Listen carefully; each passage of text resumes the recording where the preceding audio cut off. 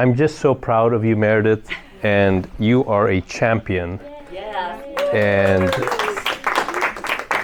there are probably, I don't know, maybe 5, 6, 7 people in the entire state of Florida that's doing what Meredith's doing, because she just didn't get involved, but she's also inspired all of you, and she has led you guys, and she is a force to be reckoned with.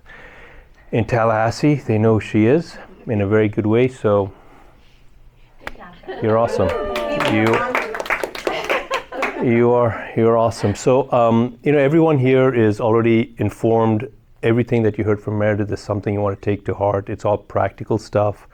So I was thinking about what I could share with you that would be meaning for you and what we're trying to do here in the next really few weeks. Conservatives are just so discouraged, and it's showing up in the enormous gap in conservative voter turnout. It's not even a close call. The Democrats are able to get their people out to vote, and we are not. And so in the conversation, what came up was, how come? How come we're not showing up? How come? And by the way, we live here in Sarasota County. What's happening in Sarasota County is not what's happening in the rest of the state. We are an anomaly. The rest of the country is significantly worse than we are in terms of morale and so on and so forth. But we right now are in Sarasota County, so what could I share with you all today that might make a difference? And so to do that, really the most effective way for me, and this may not be relatable to everyone here, but for me, I am a Christian. I was born in Africa. My dad was a missionary. I grew up in the mission field. I have seen some really bad SHIT. And the stuff I've seen is on the spiritual level. I've seen it on the political level. I have seen where we are heading. And so because of that upbringing and because my dad was a missionary, so much of my worldview was formed, for better or for worse, by my Christian upbringing. But the reason I want to bring that up now is this. The Israelites, which were God's chosen people, they were having a hard time. In fact, they've always had a hard time. But in this particular case, they were being opposed by another country, another force, an army. They were called, the people that were opposing them were called the Philistines. They were just another people group. The only difference is this people group here, the Philistines, were so much more capable, so much more armed, so much more aggressive, so much more brutal, so much more dictatorial than the Israelites were. And so this is going on for a while. The Israelites and the Philistines are just cowering. The Israelites are just cowering, they're just cowering. So I thought to myself, what must it have been like for those guys, those Israelites? They call themselves the children of God, God's chosen people, and here these bad guys are just doing a number on them, on and on and on and on. And did they get discouraged? Did they think for themselves, man, is God even there? Does he even care about us? Has he forgotten about us? Were they getting dismayed? Were they getting to the point where if there was an election there, they would never have shown up for the polls? Were they like, what's the point? What's the point? What's the use? And although that's not felt here with all of you, you all know people that are feeling that way. Even some of us might deal with that from time to time. So this is where the Israelites were, right? They were in this really bad place. And they may have thought, man, with everything we've done, how come we're not gaining ground? And that's the thing I want to focus on with you, not for you because you're coming to Tallahassee. You guys are awesome. You're coming.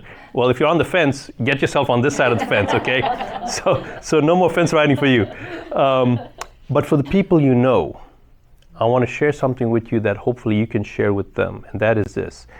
The Israelites may have been there saying, man, what is happening? And if we look at it, we might say about the Israelites, guys, you actually haven't done anything. You're just sitting in this camp. You're on one side of the DMZ, the demilitarized zone. On the other side of the Philistines keep doing a number on them, but the Israelites weren't doing anything. And so that's where I want to bring us to today. And I know this may seem a little harsh, but I didn't mean it to be. We actually, as conservatives, haven't really done anything meaningful. Now, Raj, why would you say that? Man, we meet every week, we do this, we do that, and we fill out the surveys, and I'm posting on Twitter, and I'm commenting, and on Facebook, I let them know. Oh boy, I let them know. That's right. And so I just want to ask you to consider that actually none of that really moves the ball.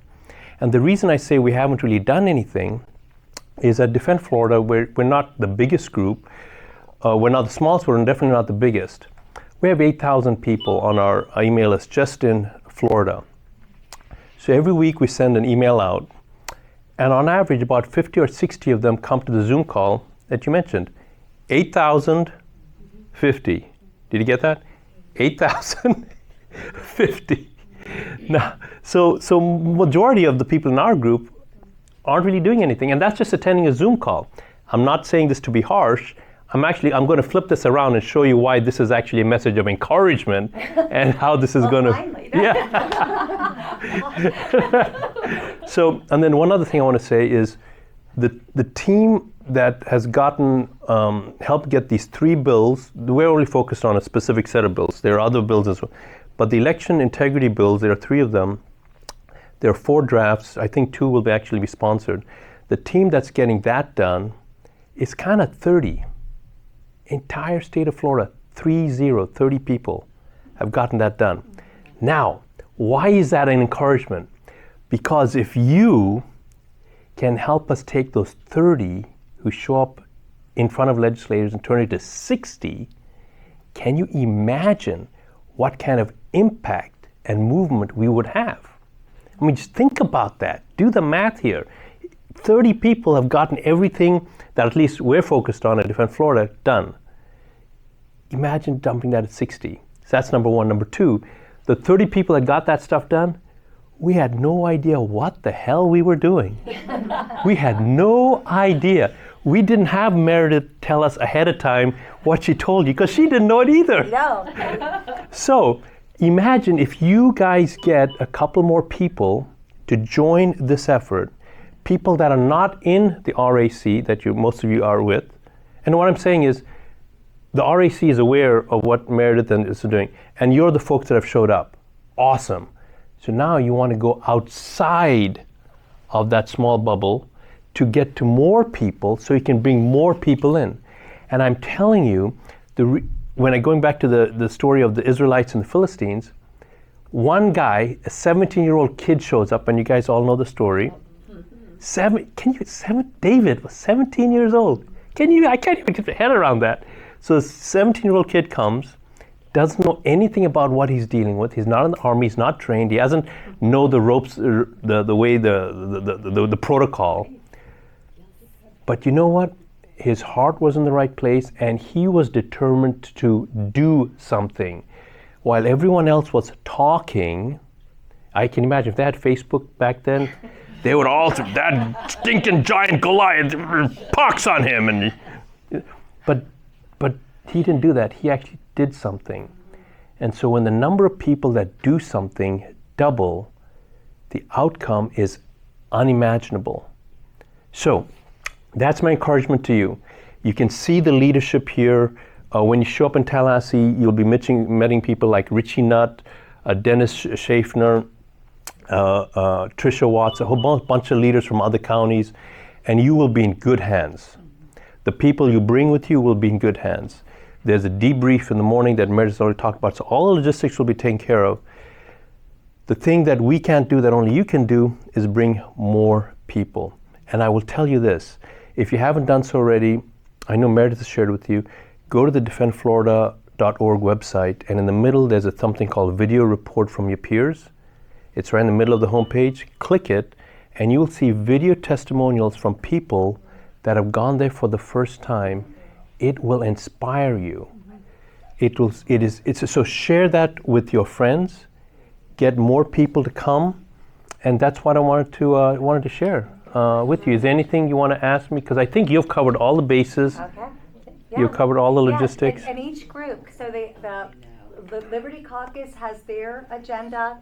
Defend Florida has some extra things that they're doing, like the press conference, right? We're doing that. You want me to go, have you already covered that? I covered Great, that, yeah. great. So that's something we can do. And then the RAC, I think, is going to be doing, FRA is going to be doing something else. So they have their own agenda. We're waiting for that. So that'll be coming out. So there's 3 different groups, and I heard there's other groups coming. You know, we've put a call out, and it's going to be a lot of people coming to the Capitol those 2 days. So it's going to be interesting. But don't forget, those bills keep going for another, 40, 50 days.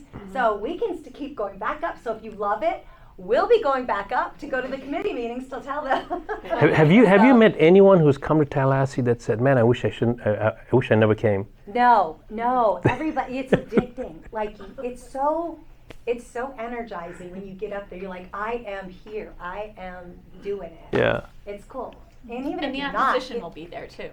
Oh, Right? yeah. Not only we, but our opposition will be there, and they'll be all over, right? We should chant and sing. They'll be in the rotunda, and they chant and sing and sit. They'll have sit-ins. It's crazy. So you just ignore them. You don't want to confront them. It's not worth it. So yeah, the opposition will be there. So you guys will be there. You'll invite people to come as well. So there'll be even more people than what we think will be there. And so the ball's in your court. It's not in Meredith's court. It's not in Defend Florida's court. You have to be the David. You have to be the one that said, I am going to invite someone. I am going to get myself there. It has to be a meeting.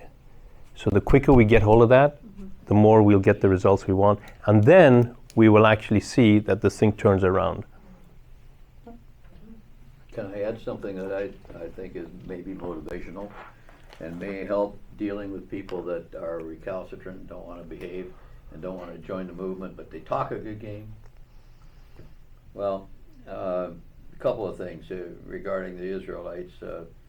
Despair is a sin, okay? Jesus said despair is a sin. And the antidote to despair is action. And trust in the Lord, but we are His hands on this earth. So it is up to us to act in His best interest. Okay, that's number one. Number two, somebody says, well, I just one person, I don't have much of a voice. Yeah, but you know, if you don't use the voice you have, you lose it.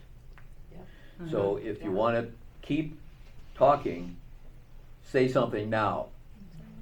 Number three, if people that were afraid of the outcome, afraid of losing, the only way to be sure that you will lose is to do nothing to benefit your cause. Yep.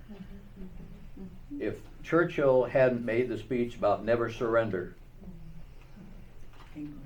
England would have been under the Third Reich. Right.